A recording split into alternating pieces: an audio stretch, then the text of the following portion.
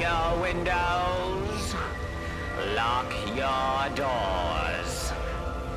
Keep your loved ones near. Time is running out. It's here for fear.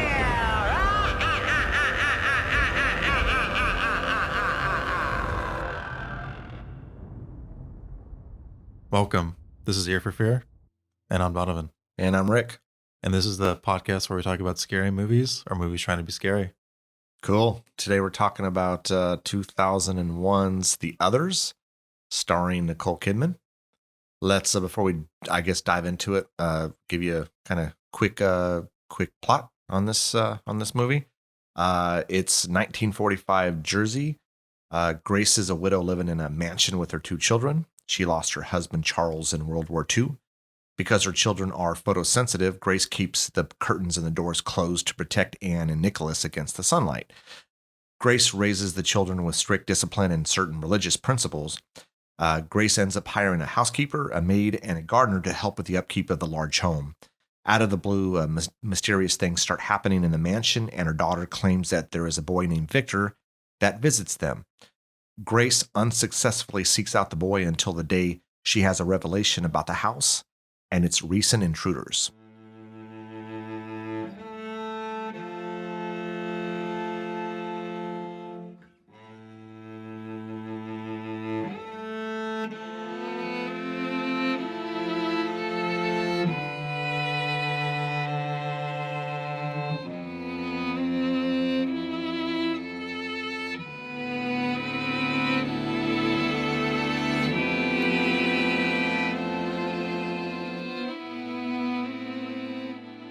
All right, The Others. Last week we talked about The Changeling and kind of accidentally talked about The Good Place. These are movies concerned with the afterlife and specifically ghosts. This one's a little bit different than The Changeling, where a ghost was trying to communicate with the living. And this one, it's a ghost trying to be communicated with by the living. Yeah. This movie's pretty creepy, in my opinion. Some pretty big scares, but it's almost.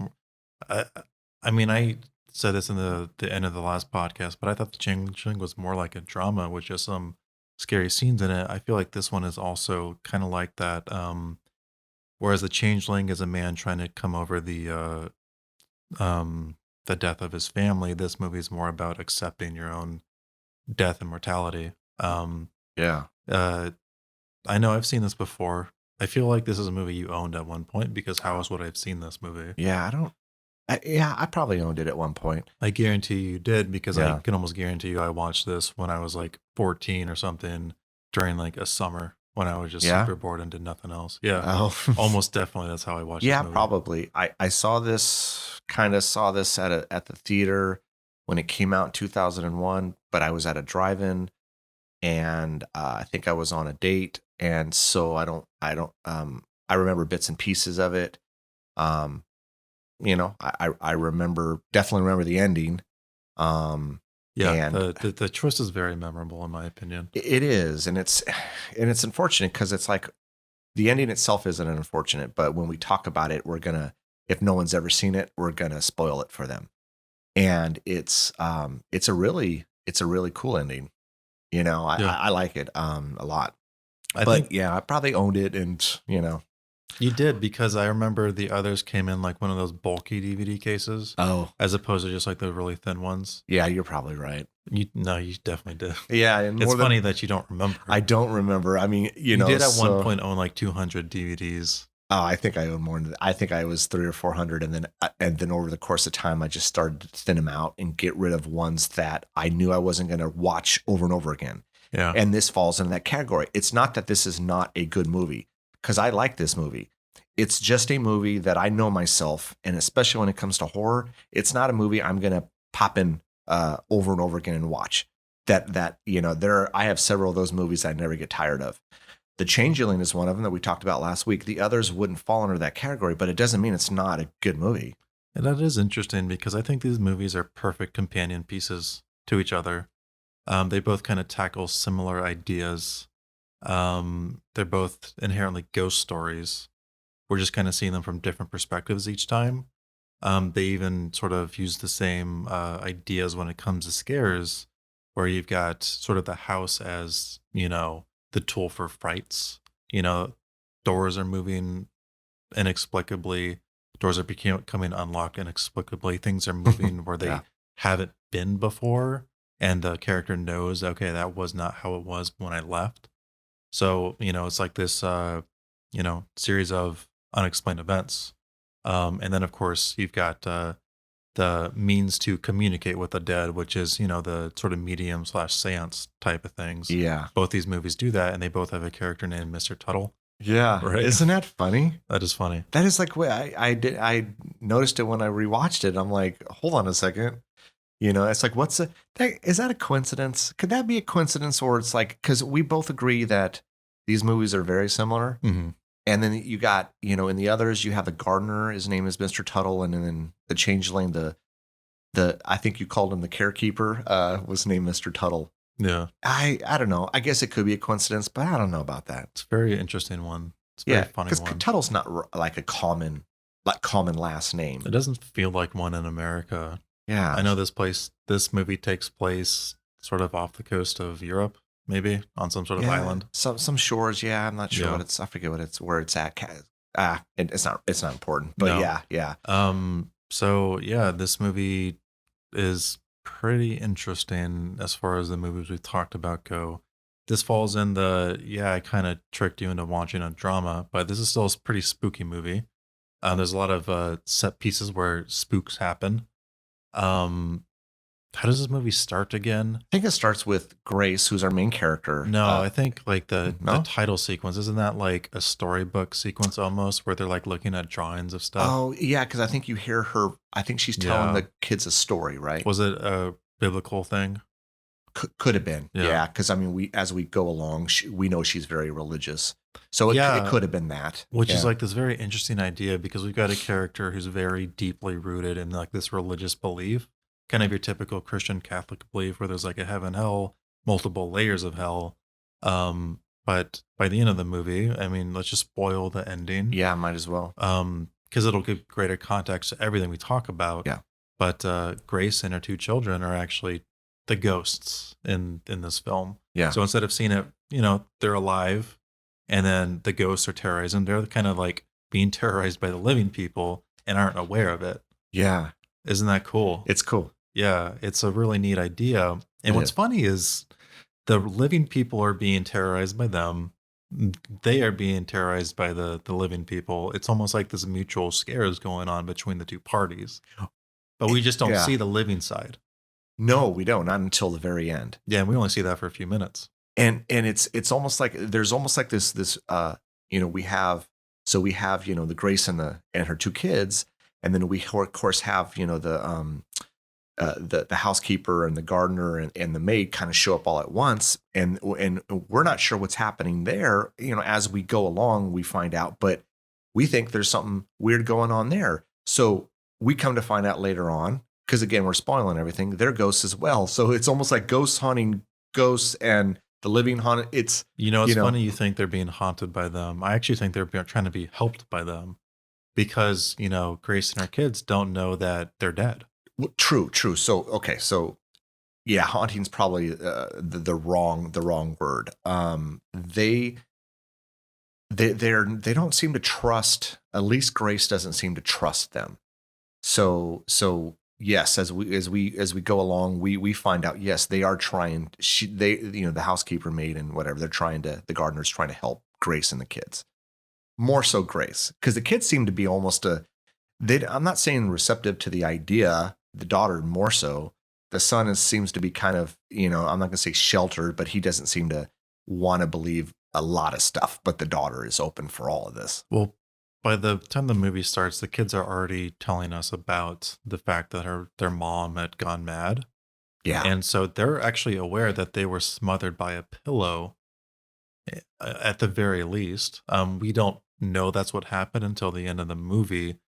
And they're obviously still quote unquote alive. So if they were smothered by the pillow, then that was just like a fit of madness by the mom, and they're okay for it, and they were just really scared. But of course, they've actually been dead the whole time. So yeah, the movie actually starts with Grace screaming, which I find very interesting. I think like as an introduction into the movie, this is sort of Grace maybe not realizing what she's freaked out about, but you know, she might be reacting to this like suppressed memory of her killing her kids and then, committing suicide. I think you're right on the money with that. I think, because we don't know any of this at the beginning, we just think, oh, maybe she just had a nightmare. It's as simple as maybe a nightmare. Of course, now that we've seen it, we know everything that happens. I think you're dead on the money. It's this revelation that, I did this thing and, but they just don't want to, it's like they don't want to, I don't know, believe anything or, they're just, It's I think The Sixth Sense has already been out at this point. That came out in 1999, right?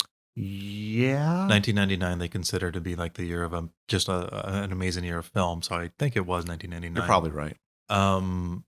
I think in that movie there's a line where I forget the kid's name, the kid actor. Oh, Haley Joel Osment. Thank you. Yeah. His character says the dead don't want to believe they're dead. Yes. And I think this is totally relevant for this. It this really film. is. Yeah. They just want to continue life as it used to be. They don't want to sort of have to think about like this trauma they've gone through. And this is why I think this movie, it's a very effective movie, and not just as a horror movie, but as just a movie in general. Like, can we move on from our past traumas and the mistakes we made in the past? I think the movie kind of ends on a bitter note and kind of argues against that. Just the fact that they realize they're dead doesn't necessarily mean they've learned anything. But I think we'll talk about that as we talk in this podcast. You don't think so? Yeah. Because we like go the last line of the movie is no one can take us away from this house.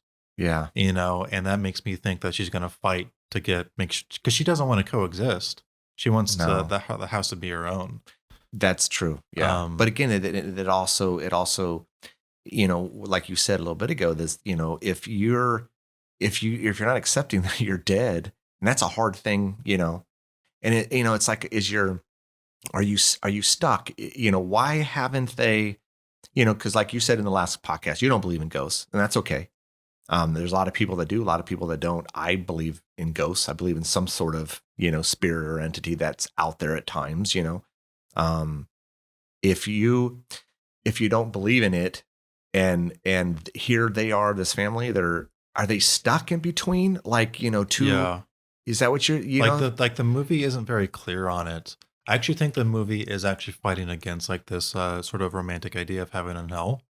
And that I think maybe all of the dead kind of coexist on Earth in some sort of form. But as we're so used to in like sort of spooky movies that deal with spirits and ghosts in general, it's usually the dead that have been killed in like have been wronged in some way. In this case, it was the murder of her two children and then suicide. Usually like heavy emotions are the ones that keep them tied to like the planet, is what I've been like sort of accustomed to through like years of ghost stories.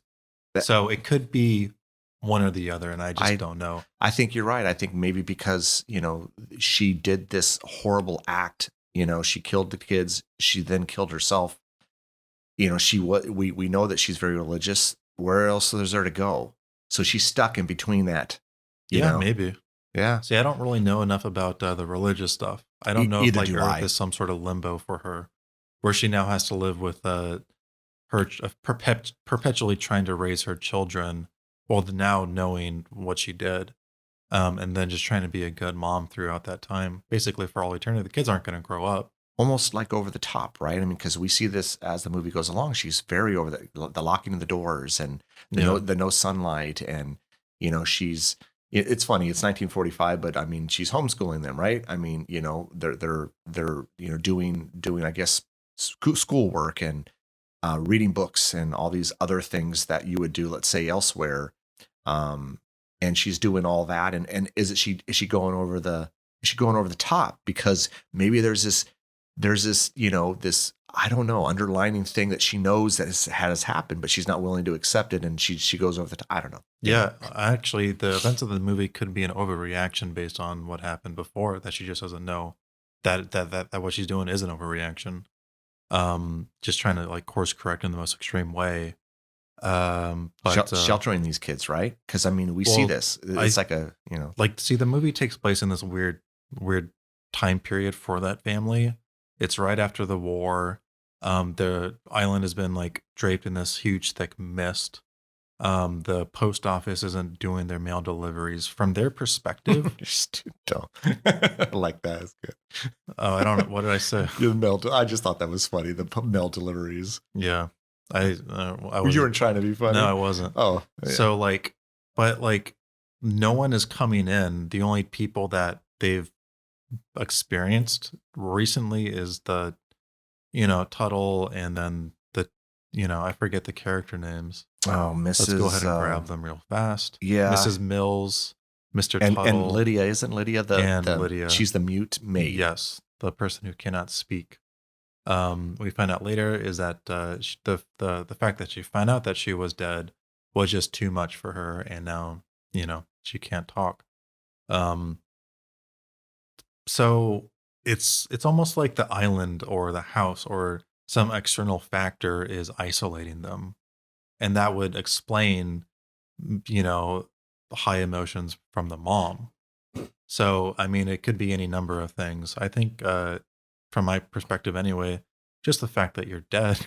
Yeah. And even if you don't remember it, the fact that your kids definitely do, and you think they're lying because it's horrible and they're still alive, is responsible for your emotional state and your behavior towards your children. Now, so when we see these children, they're very pale. Is that almost like kind of giving it away for us at first, or is it simply could we argue that is because they spend all their time in the home because the sunlight, it harms them, or is it like right off the bat they're saying, hey, they're dead? Are you not seeing this? They're very pale. This movie does a lot of cool things, and that's the one thing I didn't notice, because this movie is constantly putting forth the idea that ghosts are like these spirits and like sheets or capes or whatever with chains. Like the young girl says that multiple times throughout the movie. So the movie is giving you this idea of what ghosts should be like, and obviously that's just a way to deconstruct the idea of what ghosts are. They're not. They're just regular people kind of trapped in some weird circumstance. Yeah. But the fact that they're very white people is not ever something I thought about. Well, the kids more so, right? Didn't they? But Nicole Kidman is also one of the whitest people to have ever lived. Yeah, she has like the palest skin ever. She's very pale. Yes, she has always been that way, very pale. So it's like they could just be super white people. I never really thought about that, but I think the fact that is even something that came to your brain means there might be some intentionality to it. Yeah. So I think it's a perfectly valid observation. Yeah. Also the fact that they're confined essentially to the house. The only person that leaves is Grace. And when she does, she immediately comes back after experiencing the mess and grabbing a very handsome Christopher Eccleston. Is it? Oh yeah. What's her husband's name? Charles or something? Yeah. But we immediately don't get any sort of, hey, I missed you, honey vibe at all from this gentleman. Something something weird is going on. Is definitely not right. And it's almost like the home or the grounds is their prison. Mm-hmm. They can't get past it. They're like tied to this physical space. Yeah. And if they tried to go, I think I already forgot their names, Mr. Tuttle, Lydia, and Mrs. Mills. Yeah. They've already talked amongst themselves. This doesn't happen until later on in the movie, but I'm pretty sure that they said they would become lost if they try to go into the mist, and that they would eventually come back. Yeah, there was when she went to go get the priest, there was no worries by them that she was going to get off the grounds. Mm-hmm. But we're not sure at that time. We don't know anything. Again, we're getting kind of a little weird vibe from the three that showed up to her door. They were looking for a job. She thought that she had mailed out some sort of like a want ad. Yeah, like a want ad. Yeah, back in 1945, some sort of want ad. The mail was never picked up, so that never went out. But here these people are. So she's a little suspicious at first, but they were like, hey, it's a big home. Mrs. Mills has a good backstory by saying, yeah, we came to this house just on the off chance there might be work. So that's why we're here. Makes sense, right? We have a history with the house and its previous owners. Yeah. We find out later on that, this group is dead, and Now, it's never very clear exactly why they're here. We don't know if that they're coming back here to coexist in the house they used to work in and died at because they died of tuberculosis in the Yeah. late 1800s or mid 1800s. It was sometime in the 1800s. Something like that. Yeah. And or if they're there to actually help the family. Now, how news travels in the underworld, I don't know. I know, right? But I always, when, on the second watch, and again, I haven't seen this movie in 15 plus years, but I remembered actually most of it Yeah. as opposed to The Changeling. I always, well, during this watch anyway, I thought that these people were actually here to help. Because they are being subservient to Grace and their kids. They're being kind to them. And when, they're talking about them behind their back, it's almost as a way to get them to understand their position in the world now. Watching this again, and I hadn't seen it in a while, like you had. I think the first time I saw it, I wasn't picking that up. I was almost picking up something's weird about them. What is their end game here? But then rewatching it again, and it's been a while. It started coming back to me, and I'm like, yeah, I could see that now. Again, the first time I saw it, I was sidetracked, and then I think the second time I saw it, who knows, DVD or something like you said, and it was a long time ago. I mean, heck, that was 19 years ago. That's a long time. And if you haven't revisited it since then, I mean, there's stuff, But like I said, I remembered the ending quite well. But yeah, I mean, there's this. As the movie plays along or plays out, we definitely see that, the main character here is Mrs. Mills. Lydia doesn't talk. I mean, she's there a little bit. Mr. Tuttle's there a little bit. There's some communication, but she's definitely the leader of this small little, group. Which is funny to me. Is it funny to you that it's like when they show up to this and they're almost like a package deal? You're gonna get the gardener, you're gonna get the maid, and you're gonna get the housekeeper. Yeah. Was that a thing then? I don't know. It almost seems like it. It's like they're like I don't know. I don't know, man. I mean, maybe I'm just overthinking that. It did ring some bells in Grace, right? I don't know. I don't know how that stuff worked back in the day. I mean, maybe that was a common thing. Maybe. It's like, I don't know. I mean, I guess. I mean, I'm sure there's stuff like that these days, if, I'm not saying in this same realm, but I mean, it's some sort of package deal. Hey, you got this, and this, and all your needs are taken care of. She needed these people. She had a big home.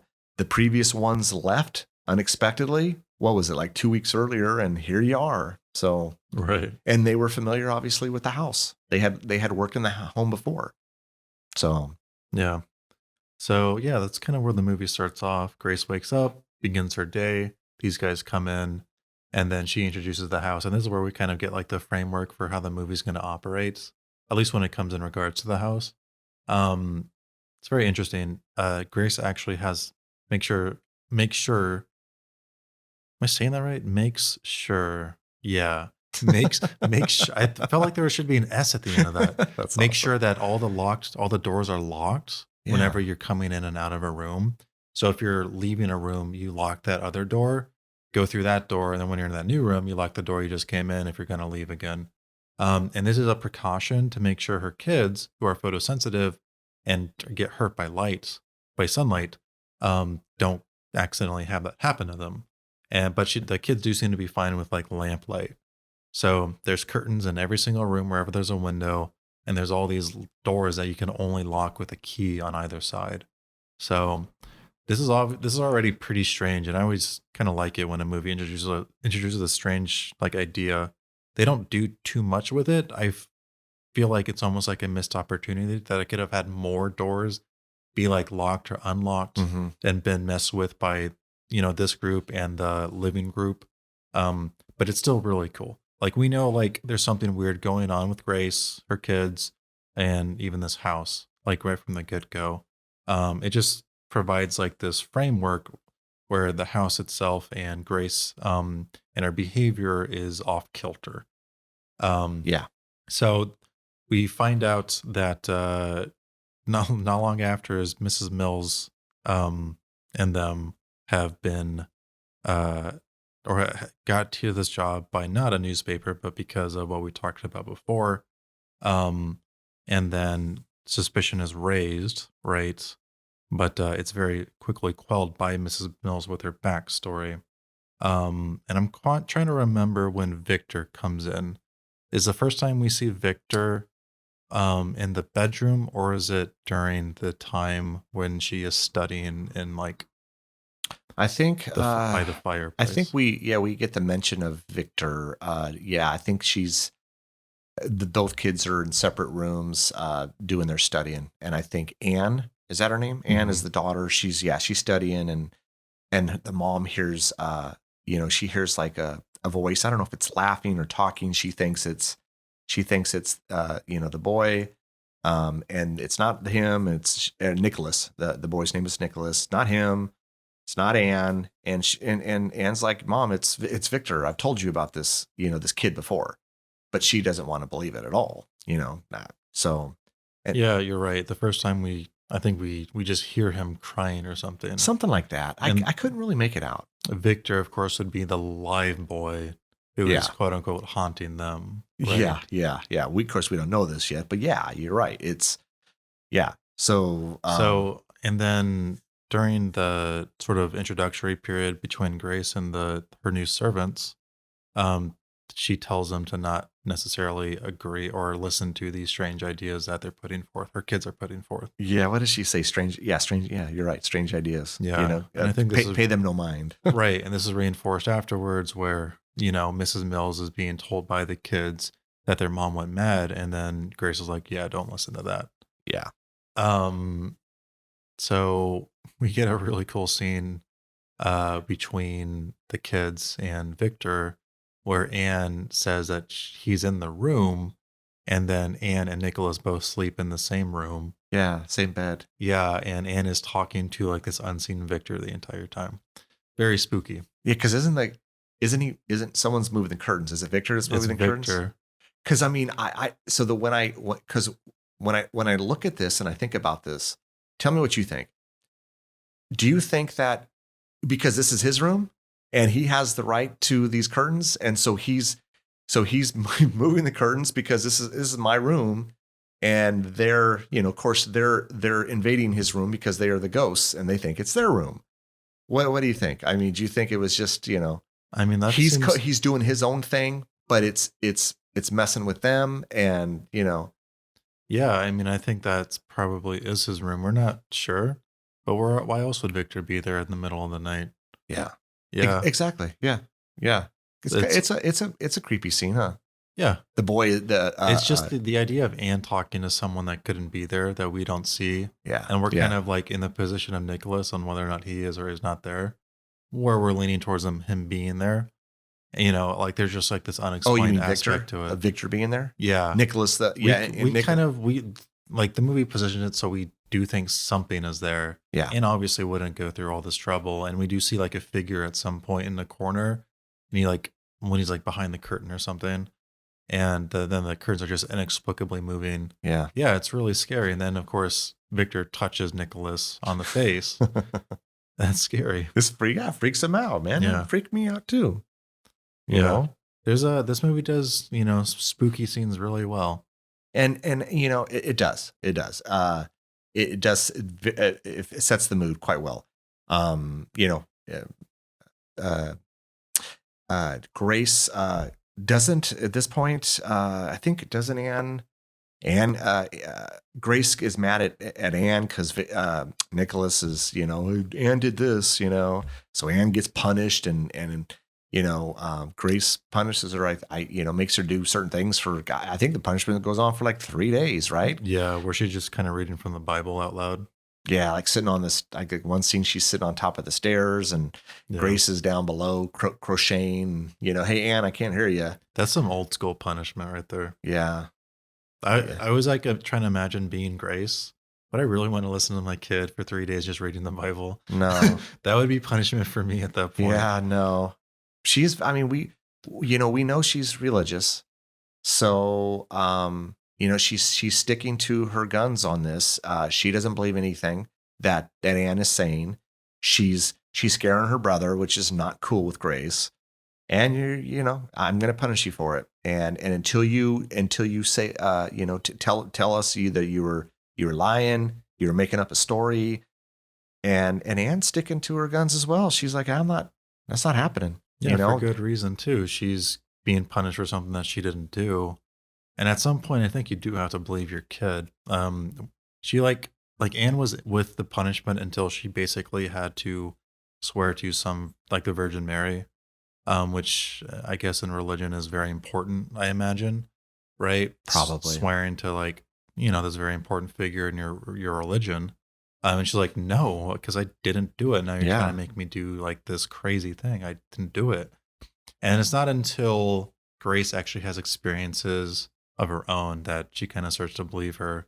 And that's kind of later on in the film where she ends up going into a room and she hears voices. And this is the room that has like a bunch of like cloths, like furniture with cloth draped on it to protect them from like dust. Yeah, exactly. And she hears like 3 different voices, gets super spooked out.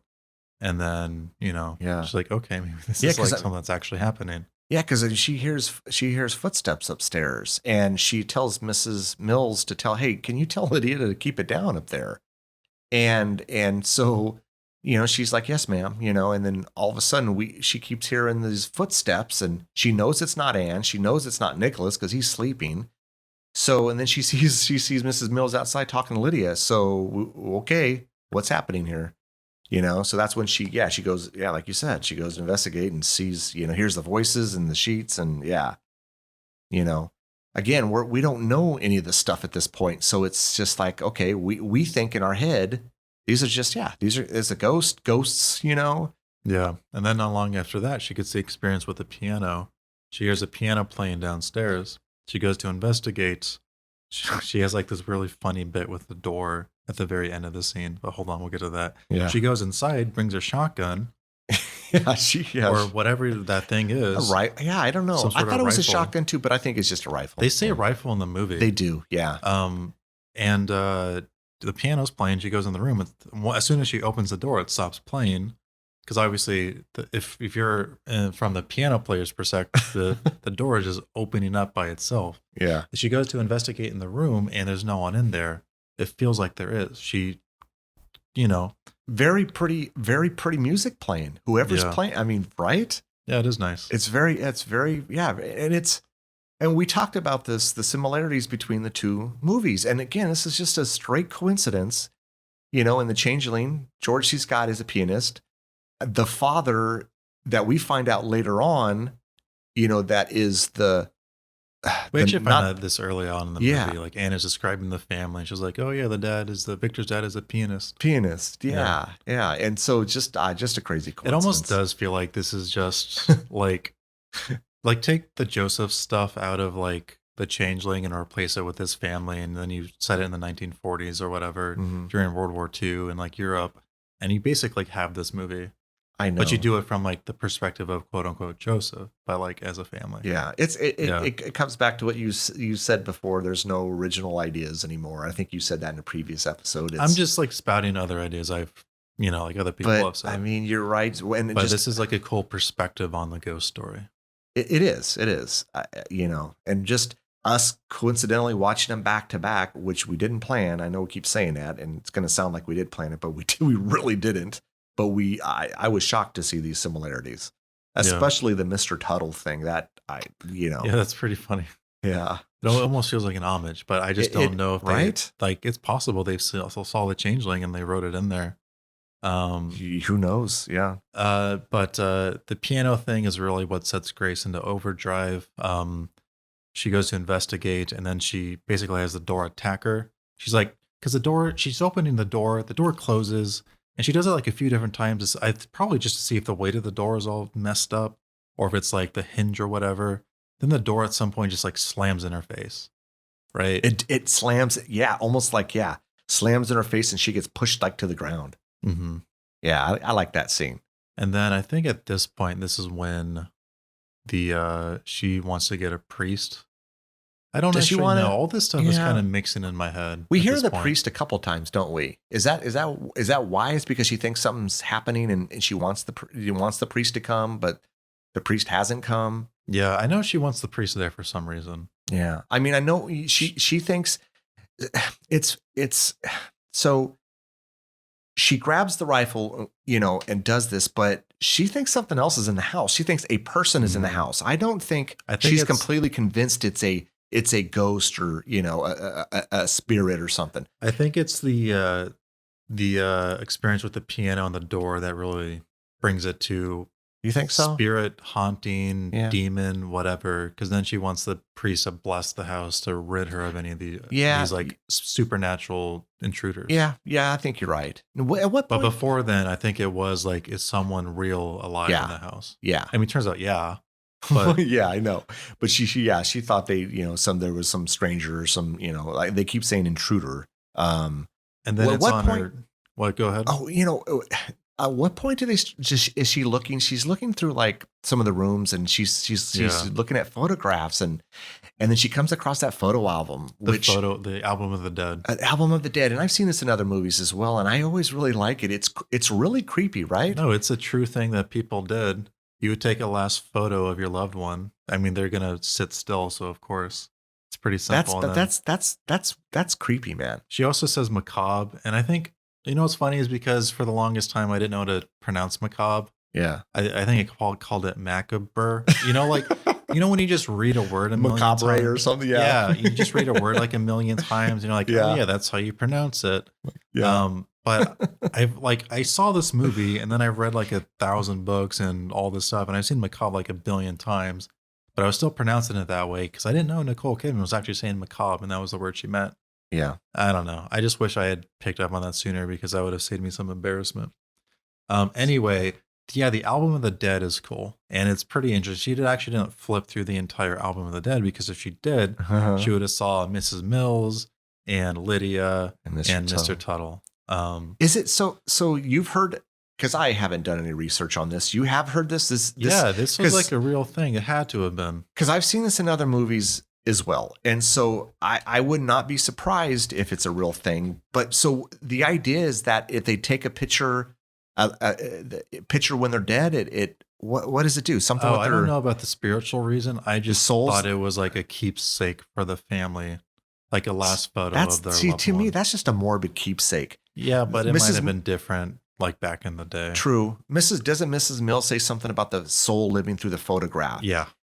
Man, you should look that up. I'm interested in that. It's very morbid and it's very creepy. It doesn't mean it's not kind of interesting because I think it is. I mean, stuff like that is interesting, but I've seen it in other stuff before. I've seen it in other movies before. I just can't think of them. I think just the last photo taken of you being, one of your corpses kind of, it is macabre. It's kind of strange in a way. Like no one would want to remember your corpse as, of you being alive. You know what I mean? Yeah. But I think maybe that option just wasn't available to people living in the 1800s. I think especially the poor. Yeah. Yeah. I think the whole idea of, speaking of the dead, of going, of you're having a viewing of someone and, you're allowing this time for family and friends to come and pay their respects, but in an open casket and you're viewing them. I've been to a few of these and they're very unsettling. And I would rather remember the person when they were alive instead of that last time I'm seeing them, because that's the image that is stuck in my head. And it seems to supersede everything else. I've been to a few of them, unfortunately too many of them over the years. And I don't like them. I don't mind going to pay my respect, but close the casket. I don't think and I know a lot of people would disagree with me on this one. Me personally don't like it. I don't want to see it. For me, it's like the corpse. And it's a very complicated idea. Like the corpse isn't the person anymore. There's just like a lot of interesting things when it comes to like the brain and the mind and consciousness and all this stuff. And I don't think I've worked those out for myself yet, but I don't think a corpse is really indicative of who the person was. And so when you're looking at a corpse, you're not looking at the person anymore. You're just kind of looking at the vessel the person was in. Because that vessel, the corpse, the body is this representation of who this person was because you identify them with like their face, their body type, all this Yeah. stuff. You're putting a lot into that viewing experience. It's hard to get past that. I mean, Yeah. So, I mean, you're not seeing them for who they are anymore. You're kind of seeing like this like empty thing that isn't them. And it's kind of, it makes you face a very like maybe slew of questions that maybe most people aren't ready to sort of deal with. And then, of course, it's all happening while you're looking at someone you used to care about. yeah, Yeah. you're confronted with your own mortality or something. Yeah, it's part of it for sure. And I agree with you. I mean, you're absolutely right, but it's still difficult to, to know you knew this particular person and you had a lot of good times with this person and then now you're seeing that they're gone. And so the finality of being dead is already hard to accept. And then you're seeing they're just laying there and I just don't like it. It's just a vibe that I'm not a fan of, but So when she's going to go look for the priest, she actually goes through the mist. She gets a decent way from the house, but she actually runs into Charlie, and Charlie is her husband who went off to the war. Charlie, yeah. Charlie's played Just by- conveniently, right? Conveniently runs into him in this fog. and he's the only other person that we see in the movie. That's not alive. Yeah. And they reunite, and he has some weird things to say. He looks like he's struck by PTSD or something. He's kind of aloof and out of it, and seems very traumatized. And Yeah. he doesn't look necessarily happy to see her, but that's because I think he's also kind of confused by what's happening. And during their weird interaction, he kind of even says like, "I bleed sometimes." Yeah. So there's like a lot of weird stuff going on with this reunion. And the movie's already kind of played its hand in a few different scenes. But I think this might be the scene to clue you in on that, basically everyone who's seen to this point is probably dead. The Mrs. Mills and Mr. Tuttle hide the gravestones. I think the movie's kind of misleading you into thinking it's their gravestones. But, we find out later on that it's actually Grace, right? No. Actually, we do find out it's them. It's theirs. Yeah, my bad. See, when I saw Mr. Tuttle putting the leaves over the top of it, I honestly didn't know what to think. I guess I could have thought it was theirs, but why is he covering up this tombstone? So it's because like we find out they don't want to give the game away. They don't want to they're dead, but they're not really haunting them. They're just kind of helping them. What does that say about Grace and her kids? Yeah. Well, they're dead as well. Yeah. So they don't want to give the game away. Now, did you think that, when Charles shows up, the husband, yes, he acts strange, but could it be simply dismissed by the fact that he just got back from World War II and God knows what he saw? Yeah. And he's just traumatized by it all. I mean, right? I mean, that's feasible. Totally. And I think that's why it's not like here's my hand, but it's kind of just doing a little tip. A little bit of tip. Yeah, you're right. And he's he wants to see the kiddos. The kids are ecstatic to see him, Yeah, and Charlie even doesn't really necessarily knows that he's dead. He says that he needs to go back to the front and that the war isn't over. Because for him, I don't know exactly how time works for the dead. Maybe he is still back in 1944 or 1943 when he went off to war. And when he's saying about the war is still going on and there's, he needs to get back to the front, it's because for him, it still is 1933 or 1944. Do you think, since we chatted about this earlier, and this is just it's an observation, if he was fighting the war, I don't know what side he was fighting for. I think Grace says he was fighting for the good side, whatever that means. He was fighting for the Allies. For the Allies, okay. But war, you're still killing people, which is not a good thing. Yeah, it's especially if this movie has a lot of religious things happening in it. They talk about a lot of the stuff. Anne's reading the Bible. Do we think that maybe Charles is stuck in his own hell? Because we know Grace and the kids are. How do we know? He killed before he was killed, you know, and did a lot of bad things, and now so maybe the front lines is he's reliving this, you know, this over and over again. His own shitty Groundhog Day, you know. I don't know. Yeah, he could definitely Just be an in some idea. sort of purgatory. And even asks him in Yeah, the film, "Have you killed anybody?" We don't get an answer to that. We yeah, suspect the answer is yes, and yeah, then you know, Grace believes that if you're fighting for the good side, and she can't define how do you know if you're going on the good side or not? That if you're fighting on that side, that you're okay.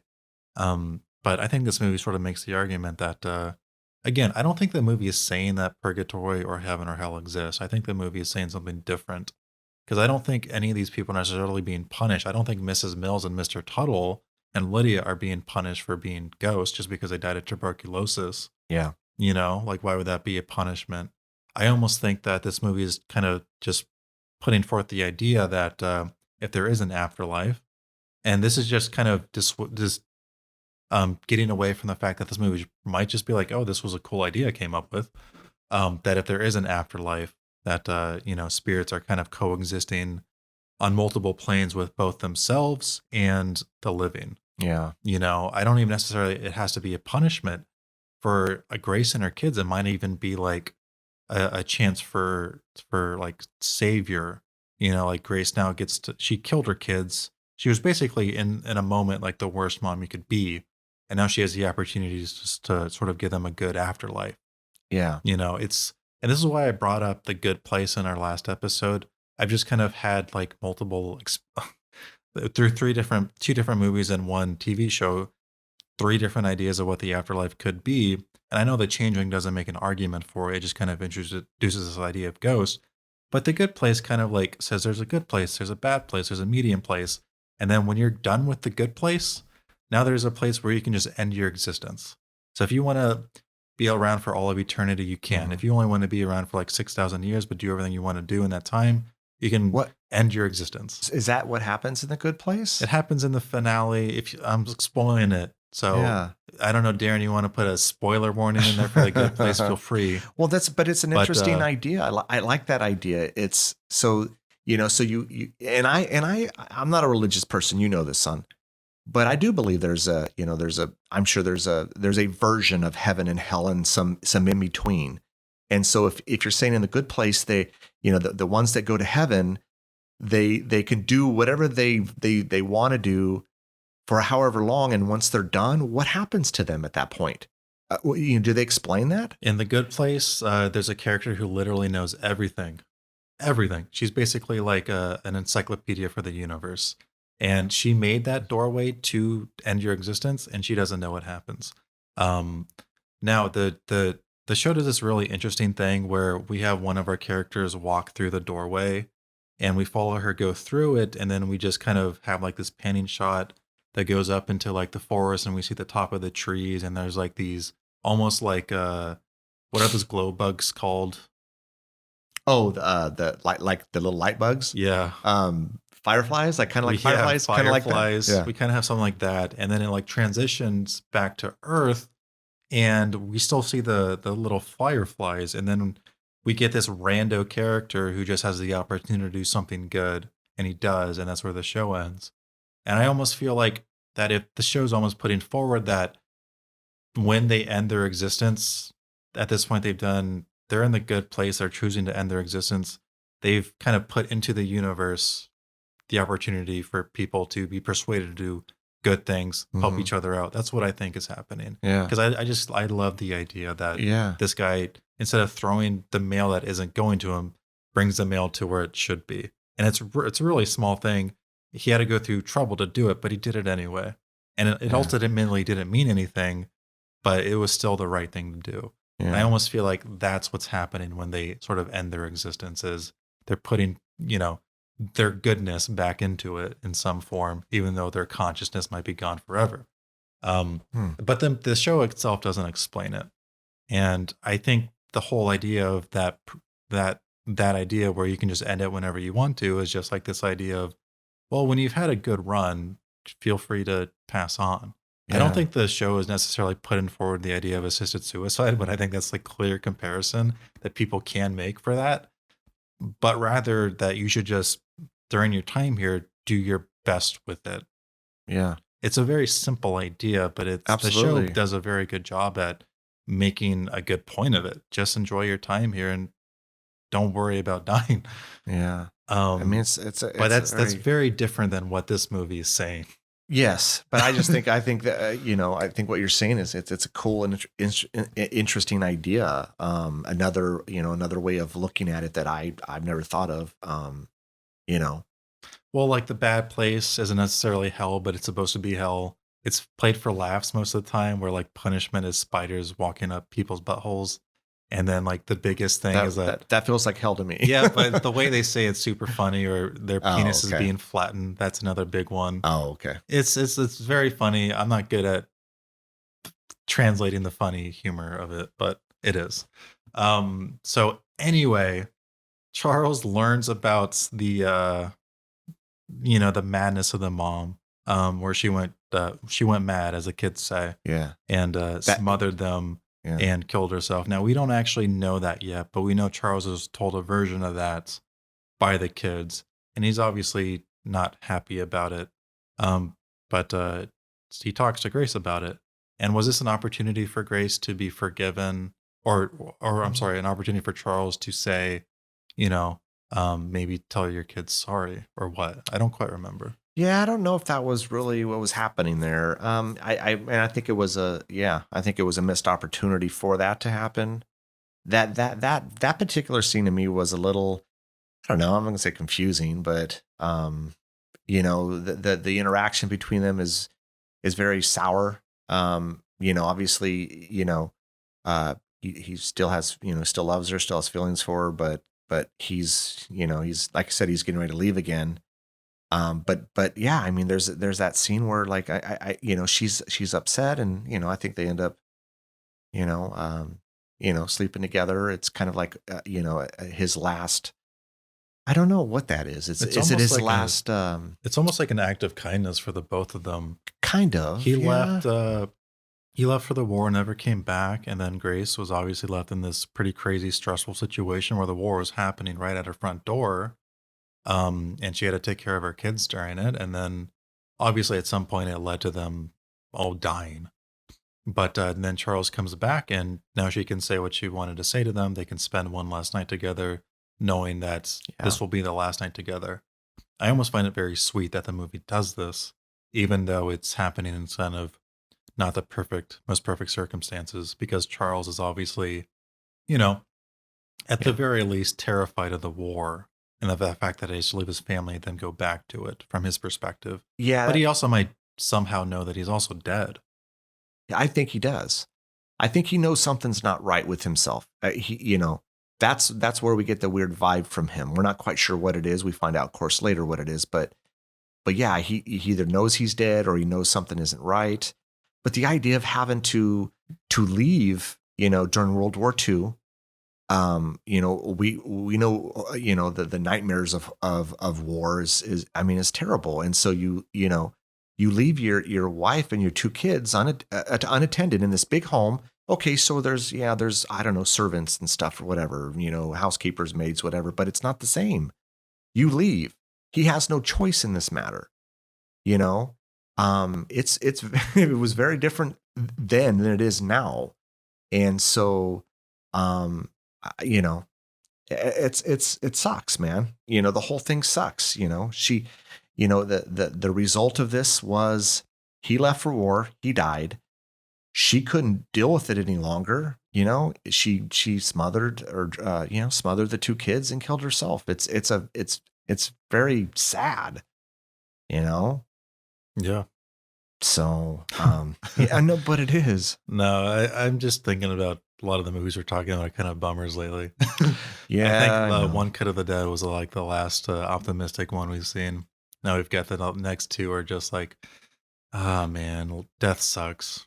But I mean, and then you laugh at it. I know what you mean. But death does suck, and luckily it's just movies, and we're just talking about them. But Let's talk about the movie though. We're almost done with this. Act 3 is about to start. So the next big thing that happens is Charles leaves. Grace obviously knows that Charles leaves, right? But Yeah. she wakes up and she finds that all the curtains are gone. Yeah, good. Don't the kids wake up and they're screaming, right? Yeah, obviously they're okay because they're dead. The light doesn't matter. Yeah. But we don't know that. We They don't know that yet. Yeah. Yeah. And so she demands to know what happened to the curtains. And so she brings in Mrs. Mills, Mr. Tuttle, and then Lydia, like, where the hell are the curtains? And then now we're kind of getting the tip of the hat or the tip of the hand that are the kids okay? And if they are, what exactly led to them being cured? Like the servants aren't freaking out that the curtains are gone. There's a reason for it, and this is them sort of guiding her to the fact that there is another group living in the house, and it's a live one. Because she argues with the servants, and I think she boots them out of the house, Mhm. right? I mean, she kicks them out of the house, which, I guess, if I woke up and all the curtains are gone, my kids this and that, and I'm not still quite sure what's happening. Yeah, I think my initial reaction would be, you guys get out of here. Yeah. So she looks for the curtains. She can't find any. This happens throughout the entire day. It's nighttime. The kids, go to try to find Charles, who had left that same day. And they find the gravestones of Mrs. Mills, of Mr. Tuttle, and of Lydia, who had previously that same day removed the leaves that were hiding them. Yeah. So now the kids know that those three are indeed dead. What does that mean? Were they the ones haunting them this entire time, or is something else going on? That's what they think, because then they see them start walking towards them, and they're like, "Hey, they are walking in a spooky way where they're like synced and they're not really saying much." Yeah, yeah, yeah. Being them kids, I'd had definite reservations about associating with them. And the movie does like a smart thing here, where instead of like the kids telling her like, "Oh yeah, they're dead," Grace actually finds out basically at the same time that Mrs. Mills and the other two are dead, because she finds a photo in the attic of those three that was taken from the Album of the Dead, where it's just their corpses being posed for a photo. So we're all on the same page now. They're dead. Yeah. She locks the house to prevent them from coming in, and then that's when we get our. Do the kids run up to the bedroom when they get locked? Don't they hide in the bedroom, like in the the wardrobe or something? That's one scene that I remember vividly from when I was a kid. It's a creep. It's a very kind of eerie scene, right? Because we hear about this, earlier in the film, we hear about, that Anne shows the drawing of this family and how many times she's seen them. She's seen Victor this many times, and she's seen this guy this many times. Well, there's this old woman, and she says there's something weird about her eyes. And I don't know. I don't remember if she said there was a weird smell about her, but she described her kind of as an old, kind of creepy, like almost like a witch. And so, they had seen her several times. I think it was 2, 2, 5, and 11. So mom, dad. Oh, you remember Victor, that? Oh my goodness. The witch. So then they're hiding, and then they hear they hear a voice, and then the wardrobe, opens up where they're hiding, and there's the old lady, and weird eyes. Of course we find out later that she's, I think, blind, but it's very creepy. Yeah, there's breathing that's unexplained. Think it might be Victor. Turns out it's her. Yeah. And then we get a like one of the only jump scares in the movie where the thing just opens up very quickly and you see her face. And when you're unprepared for it, it is kind of scary. Yeah. But downstairs, while this is happening, Mrs. Mills and them are kind of explaining that they're dead, and the intruders are also someone who are living in the house currently. I forget at this point if they say they're alive. I don't think she I is. don't know if they did or not. But we're about to find out very quickly, because the children are taken. They're taken in the same room as a seance is happening. Grace hears some commotion over there, goes into that room, and sort of is transposed to how the room is in 1950 or 1960 or whenever this takes place. Yeah. With a different table. It's just some random group of people, and then her kids in the corner just kind of talking to them. But the people at the table don't seem to know they're there, because they're not looking at them. No, I don't think the only one that I think feels the medium who's conducting the seance is I think they're being channeled through her. So you see the kids when Grace walks in, and at first when you're not quite sure yet, and then it starts to come together, and you're like, what the heck is this? I mean, these people are here and they're doing this thing, but then I think it's the husband and the wife who now own the house or live in the house, and then the medium, and who knows, maybe her husband. I'm not sure. But yeah, I mean, they're talking through this medium. At least the daughter is, right, Mhm. Anne, and Grace walks into this, and I think she starts to, Yeah, and then this is where she finds out, even if she doesn't want to believe it, that she is dead. Um, the seance is cool. Just like we talked about last week in the Changeling, they're using this process called automatic writing, where it's a psychic ability where a medium just kind of like goes scribble, scribble, scribble, scribble, and then if some message from the dead or beyond or anything supernatural comes to them, that's when they write it. I don't know. It's kind of cool as a filmic technique, just because you're kind of getting that noise, you know, ratchets up the tension. Then you get the word, and it's very important. Yeah. It works in the movie just great. Yeah, I think seances as a whole. I love these. I mean, there was a seance in Drag Me to Hell, which we talked about before. Mm-hmm. I think there's a seance in Insidious. I like this idea. I don't know if that's real. I've never been to one. It's just for especially for a horror movie, it definitely creeps you out, and it definitely sets the mood. But for this movie, it's the fact that there's a seance happening is kind of the surprise. So it's not the fact that it's not like the stuff happening within the seance is the scary part. It's the fact that a seance is happening is the scary part. And this is the movie where it reveals the choice that they're the dead ones. Yeah. There's a live family going on, and they're the ones trying to figure out what's going on in their house. Yeah. And that's because, Anna and Nicholas and Grace are kind of quote unquote haunting the house by just their presence. It's a really cool twist. It is. It's a very cool idea. Because you don't really. I mean, we like I said. I mean, it hasn't been happened for probably. I mean, we know we've talked about The Sixth Sense. I mean, we know that was a cool twist ending. I would say this is on the same lines as that. Because the norm is, it's the opposite. I mean, we're seeing this from the ghost perspective instead of the opposite, and that's a cool idea. Yeah, and it's executed quite well, right? They think they're the ones being haunted.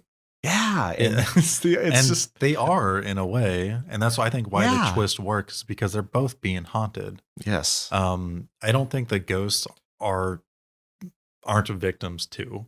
They're not. I think Grace and her kids are being sort of terrorized by the fact that other people are living in the house. I don't know why. It just happens to be going on for both the living and the dead in this one. Yeah, and that's why I like the twist so much. Well, I mean, I guess a similar, more comedic idea would be Beetlejuice, right? I mean, they die and they're stuck in their house, and here these people come in, and they're invading, Except in their case, it's like they're actively trying to get them to leave. Yes. Right. But in this one, it's like they don't really know what's happening. Yeah. That's funny that this movie is basically Beetlejuice. I didn't realize that. Don't say that's funny. I know. So Grace realizes she's dead. She throws a fit, rips the automatic writing papers, and then the living people are like, yeah, we're just going to move out. Yeah, it's we've tried everything, and this is not working. Victor is scared, and let's get out of here, husband. Yeah. I mean, good call. And I think at this absolutely. point, they get confirmation from Mrs. Mills that, they're dead, and they are dead, and the people that are leaving the house were alive, and that they should try to do their best to coexist, and every now and then they'll be able to experience one another. Yeah. But they leave, the living family leaves, and then Nicole Kidman says pretty ominously that no one is ever going to make them leave their house. Yeah. Yeah. Well, I think, Mrs. Mills says something like, people there are going to be other families that come here, and, and this is not the end. This is going to happen again. But yeah, that is kind of, it's, seeing it from both perspective, it's like you feel for both of them, right? Mm-hmm. I mean, the idea of being dead and stuck, you haven't passed over. They're Well, within the context of the movie, we're not even sure if there is an over. It's possible that there is no over. yeah. But the idea of they're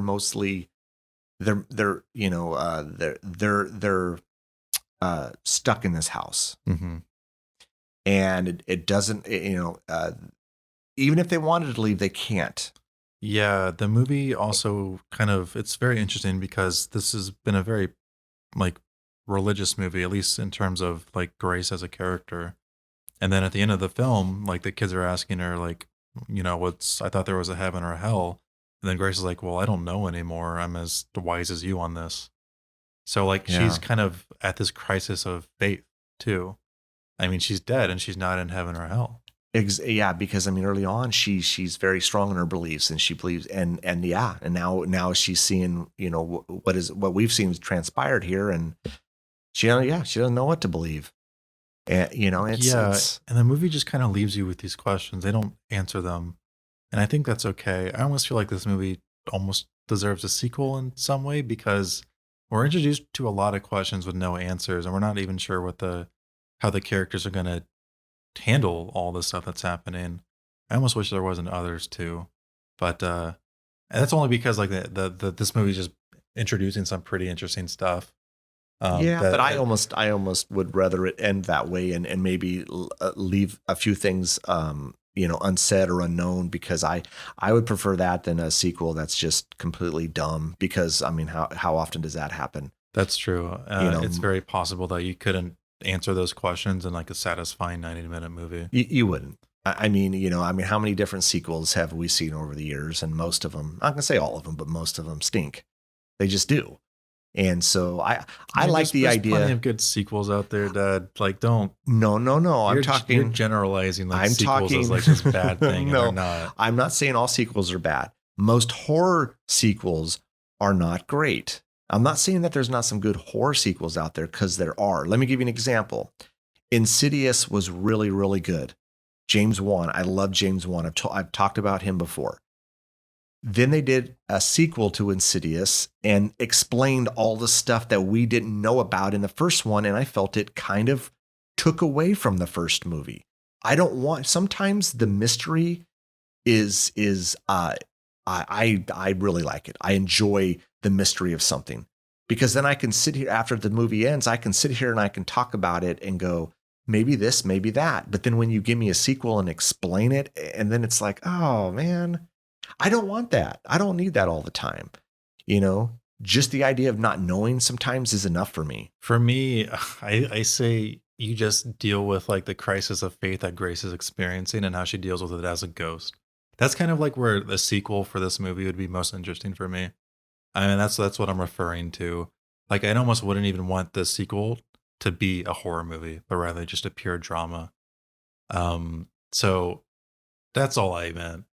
I know. I think, yeah. No, I get what you're saying. I just think there's questions that this movie brings up that might be able to be expanded upon in a sequel. I don't like, this movie doesn't need one. I just think that the movie doesn't end in a satisfying way with like this complete character arc for Grace or her kids. That's all. That's all I mean. Yeah. Just an idea. Just floating it past you. I know. I hear what you're saying. I just like this whole idea though of this, how we, we're seeing the perspective of really, the ghosts and the living. And then I don't know. I enjoyed this movie. I enjoyed the idea. I'm not going to say it's a complete original idea, but the execution was really good. Looking at it at a different perspective. I mean, like I said earlier, it's always the perspective of I'm the living and we're being haunted, and seeing it from the other side. It's I don't know, is interesting and quite entertaining. Yeah. I think this movie does a good job with it too. No, it does. I mean, I did. I enjoyed this movie. I would definitely, if anyone hasn't seen it, I would say check it out. I know we've kind of, we've given everything away, and probably, ruined it. But I mean, It's in the journey, Dad. yeah. Yeah, pleasure's in the journey. Yeah. I It's a mean, good movie. I'd seen it before. I knew it was going to happen. I still enjoyed it. So, anything else? What do you think? Anything else we want to add? Anything else we forgot about? I really like the double entendre, the title. The others being them the entire time as opposed to the living family. Yeah, very clever. Good job, guys. I know, right? Better than the changeling where it's just like, ooh, this is just a word in the script. I had never heard of the changeling before. Yeah, I know it from like Dungeons and Dragons or Magic the Gathering. You know what I'm Really? saying? Yeah, you see it every now and then. See, I up until the movie, because I don't play those, those games, Yeah. I had never heard of it before. So I just like the idea of that, Also, Nicole Kidman kind of kills it in this movie, and she is really good. just in this, like basically everything I've seen her in, and lately, was it Big Little Liars season 1? She was fucking killed in. I didn't watch much of season 2, but she's just going down as one of the greats for me of like modern actors. She just everything I've seen her in, she's so great, and she kind of kills it in this. Yeah, she's great in this. So And- obviously Christopher Eccleston is good, but he's only in the movie for like 5 minutes. Yeah. I thought the kids were great too. Yeah, they were, I- and you don't you know, see that very often. No, but They were didn't. They good. felt very natural, especially when they're talking to each other at the table. Yeah. They felt very much like kids, and especially siblings. Yes, exactly. That's what I was going to say is the siblings. I thought the music was, I've talked about this in the past. In movies like this, ghost movies, you have to have good music, and it has to set the tone, and it did that in this. I said the same thing last week in The Changeling. With me, if I'm watching a ghost movie or really a horror movie in general, and the music has to be right, and it sets the tone for the whole film and the vibe that I'm trying to get from it. And if the music does that, I'm all on board. It's funny you bring up the music. The music in this movie felt very big budget to me. It's between that, the cast that they had, it makes it feel very expensive. But I'm looking at the budget here, and it was only 17 million. So this is a pretty small budget, maybe kind of expensive for like a horror film, especially for a horror film that takes place all in one house. But it felt very money heavy, if you know what I mean. Yeah. And I think part of that's from like this orchestral music that they had going on. Yeah, but it does set the tone. It's really good, yeah. It is really I good. like it. All right, man. Well, I don't have anything else to add. Anything else we want to before we wrap this up? Nope. All right, cool. Well, I think that is going to do it for today's episode. Thanks for listening. Next week, we're going to be talking about 1985's House. Again, another movie that I love that I'm suggesting. Stars William Catt and George Wendt. Donovan, you remember George from Cheers? Hey. Norm. Anyways, great movie. Join us next week. Have a good one, guys. Thanks for listening. Don't forget to follow us at both Twitter and Instagram at Ear for Fear. You can also check out our website, earforfear.com. There you can purchase merch and stay up to date on current episodes as well as news and events. We hope you come back and get an earful. See you soon.